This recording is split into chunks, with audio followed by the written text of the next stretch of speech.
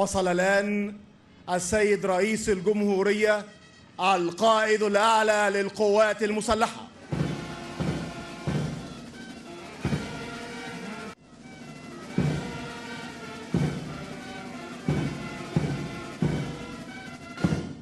حرس الشرف، السلام الوطني، سلام شوف.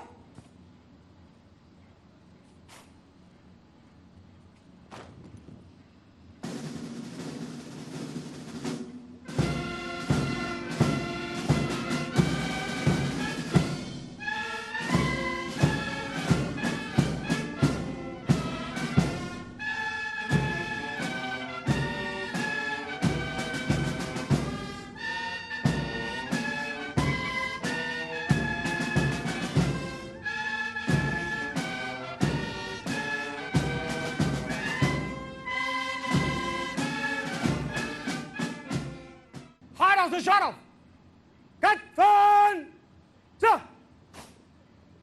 شهد الرئيس عبد الفتاح السيسي رئيس الجمهورية القائد الأعلى للقوات المسلحة يرافقه الفريق أول صدقي صبحي القائد العام للقوات المسلحة وزير الدفاع والإنتاج الحربي المناورة البحرية ذات الصواري، وذلك بحضور المهندس إبراهيم محلب رئيس مجلس الوزراء، والفريق محمود حجازي رئيس أركان حرب القوات المسلحة، وعدد من الوزراء والمحافظين وقادة الأفرع الرئيسية، وعدد من كبار قادة القوات المسلحة.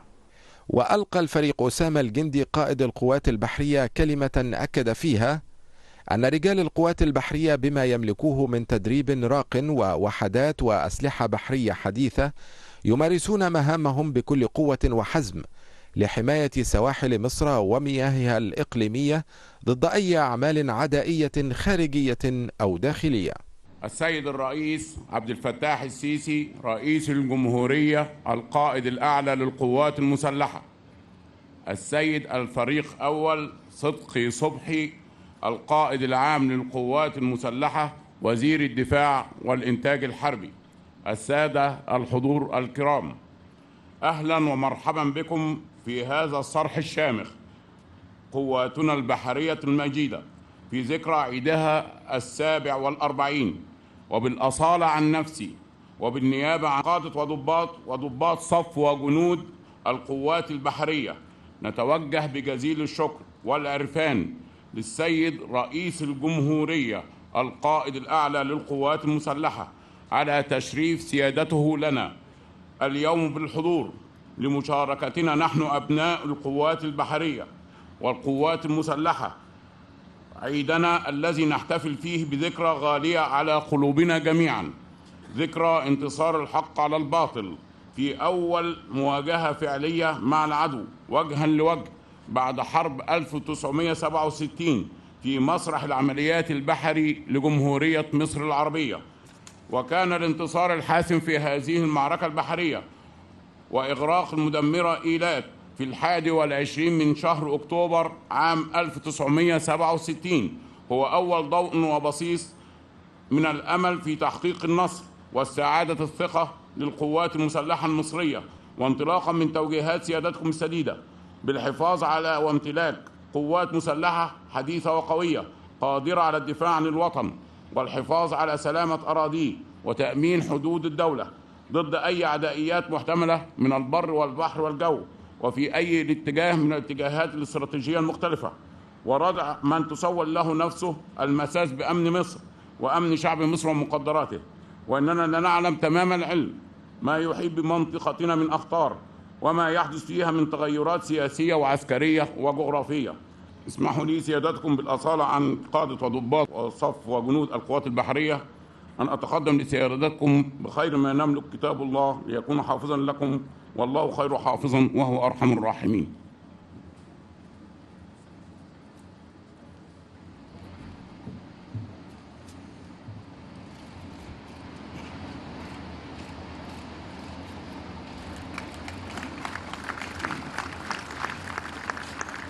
وقام السيد الرئيس عبد الفتاح السيسي بتسليم المصحف الشريف والعلم المصري لقادة الوحدات البحرية الجديدة.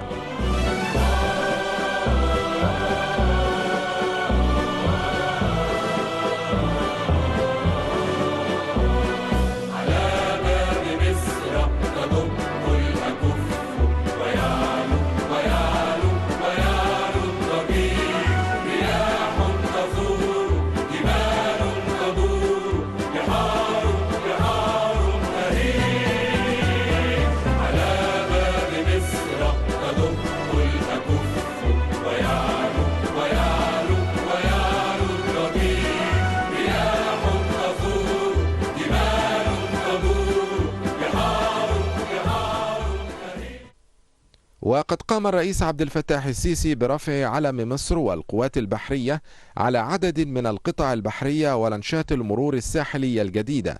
حرس الشرف، سلام العرب، سلام سه.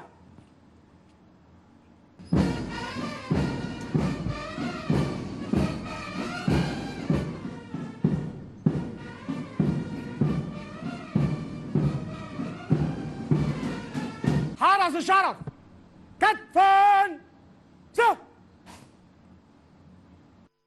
وابتهاجا بهذه المناسبة تقوم الوحدات البحرية بإطلاق الصفارات البحرية.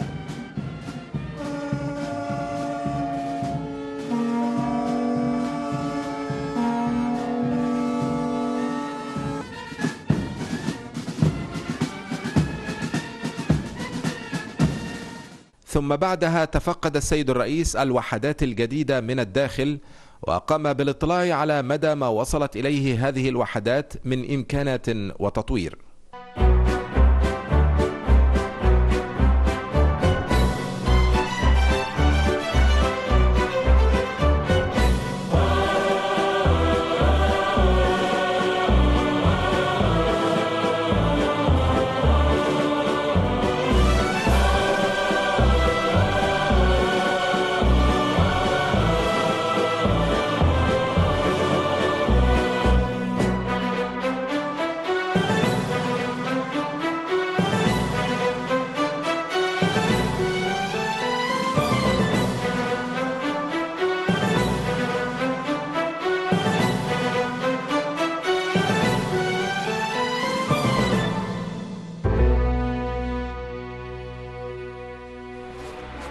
كما قام سيادته بافتتاح عدد من المنشآت الفنية والإدارية داخل الورش الرئيسية للقوات البحرية، من بينها تطوير رافع السفن وزيادة طاقته الاستيعابية، والذي يستخدم في أعمال التأمين الفني واستعادة الكفاءة الفنية والقتالية، وإجراء العمرات لمختلف الوحدات والقطع البحرية.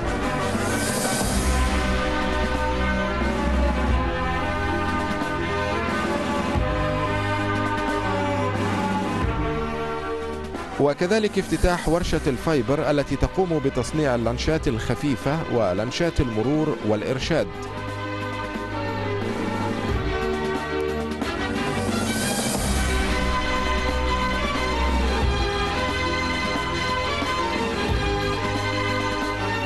وكذلك افتتاح مصنع الغازات المسالة، والذي يستخدم في تلبية احتياجات المستشفيات العسكرية ومركز طب الأعماق من الأكسجين والغازات الطبية.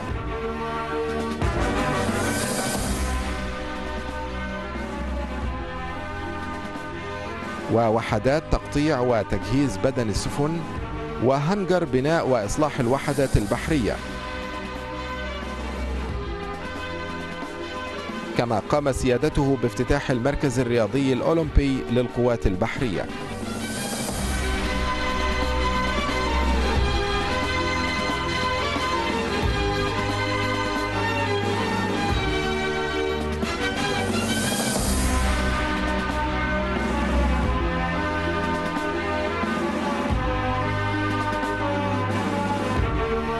ثم شهد السيد الرئيس بدء فعاليات المناورة البحرية ذات الصواري، حيث ضمت المناورة العديد من الأنشطة والبيانات العملية للتدريب على مهام العمليات، من بينها تأمين نطاق القوات البحرية وخطوط المواصلات وحركة النقل البحري.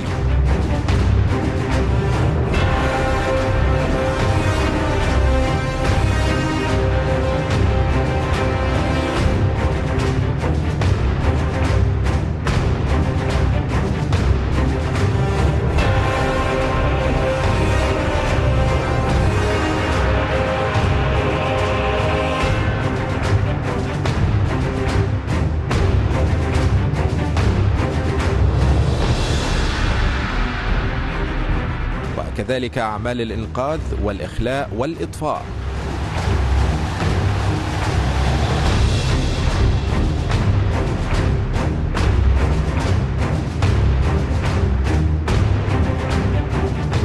وأيضا أعمال الإمداد والتزود بالوقود.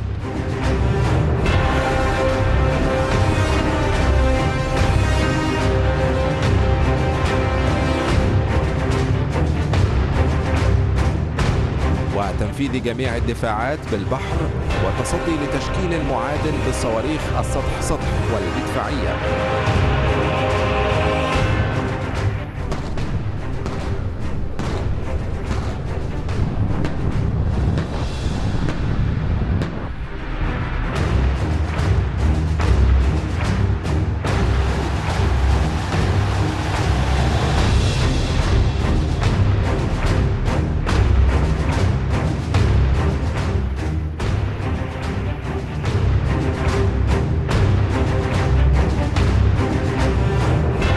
ذلك بالاشتراك مع عناصر الصاعقة البحرية والمقاتلات متعددة المهام من طراز F-16 والهليكوبتر المسلح.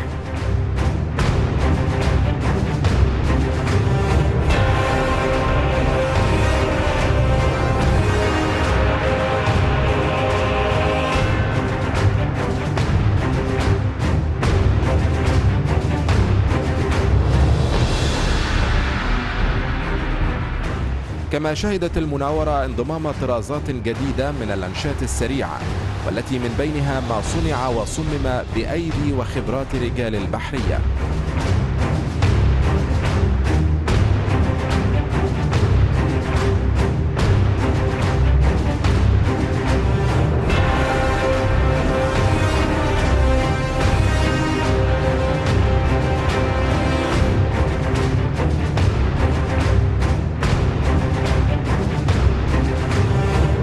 لتختتم هذه المناورة بأداء التحية للقائد الأعلى للقوات المسلحة في تقليد عسكري بحري أصيل.